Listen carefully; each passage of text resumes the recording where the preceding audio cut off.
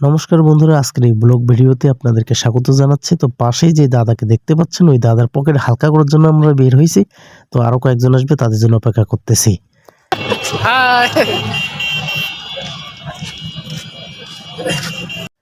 তো যদিও রাতের বেলা আর কি, তো ক্যামেরাটার অবস্থাও খুব একটা ভালো না, সে কারণে হয়তো চারিদিকটা একটু অন্ধকার অন্ধকার লাগতেছে। তো চলুন আমরা দেখা যাক কোথায় আমাদের গন্তব্যস্থল হয়।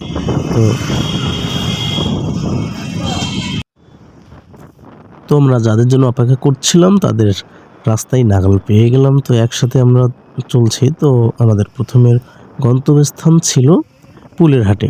তো ওখানকার যে জনপ্রিয় হোটেলটা, ওটা আজকে বন্ধ, ওরা মেরামতের কাজে লেগে গেছে।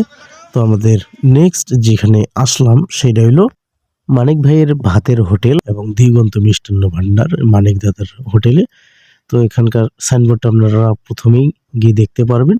তো এখানকার লোকজন প্রচুর আর কি, মোটামুটি ভিড়।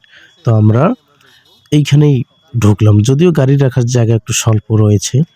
তো ভিতরের পরিবেশটা প্রথমত আমরা আগে হাত ধোয়ার জায়গা একটা পাইলাম না, হাতটা ধুয়ে পরে ভেতরে গেলাম।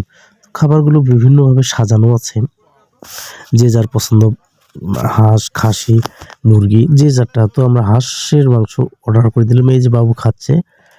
তো যে পিরিচগুলো ছিল আসলে ভরপুর পিরিচ ছিল, 160 টাকা করে যদিও। তো খাবারটা অসাধারণ ছিল, অসাধারণ লেগেছে আমাদেরকে। আরেক বড় ভাই খাচ্ছে।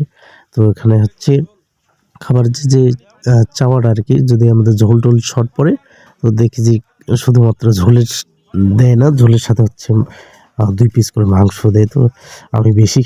তো খাওয়া দাওয়ার শেষের পরে চায়ের বাজেট ছিল। তো চাও মোটামুটি ভর্তি গ্লাসের মতো আর কি, অসাধারণ স্বাদ।